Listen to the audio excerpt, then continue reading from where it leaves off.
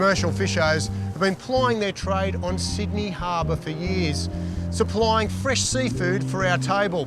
I'm on board the boat Cape Conway, and today I'm out with Chef Josh Nyland, and we're going to get outside and find out what it takes to be a commercial fisher in Australia's biggest city.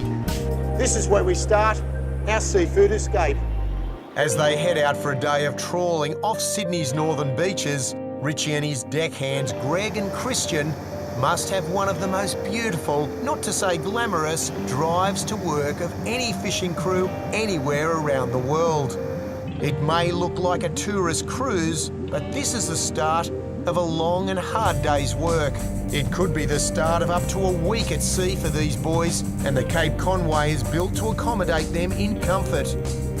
And she was built in far north Queensland, so they know they have a vessel designed to handle anything up to cyclonic conditions.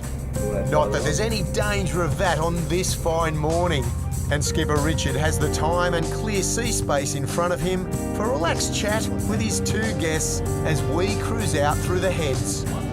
My father was a fisherman, my uncles were fishermen. They've been here since the late 50s. They started up. First time I went out, I was 4 years old. They used to put me in the fish box and used to slide around the deck and sort through the fish, just as and every Saturday and Sunday and every school holiday, I was out there with my dad fishing, and it was like the natural progression to go into the business, With a working heritage and experience like that, Richard is the right man to introduce Josh and me to the workings of a modern seagoing trawler.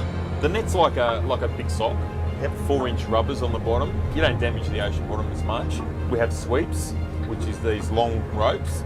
They'll go along the bottom as well, and they'll herd the fish. We've got these steel trawlers. The water pressure goes along the plate and it spreads it. Those big steel plates we've got on the back of the boat, they'll spread the net. Yep.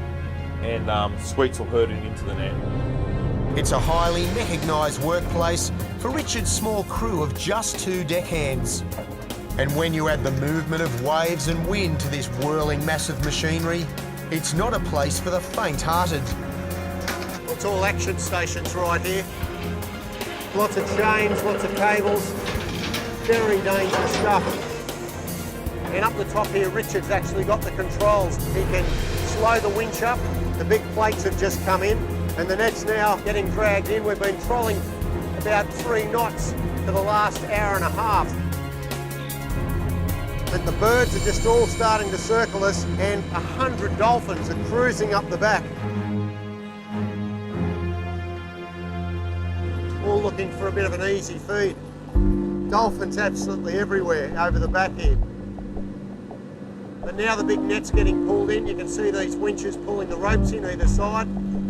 As the business end of the net is drawn closer to the boat, the crew tenses up for a critical phase of the trawling work cycle, the all-important job of hauling the catch aboard.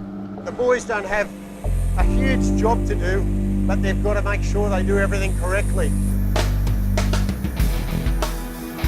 They're pulling in a massive net as well, lots of weight there. If something goes wrong, it can be a disaster. Well before the crew see their catch, it's attracting plenty of attention from other fish hunters who gather around in hope of picking up an easy meal. Catching a few crumbs from this net has got to be easier than chasing your own prey all over the ocean. And packs of hungry dolphin muscle in on the action, giving the seabirds some stiff competition. And finally, it's our turn.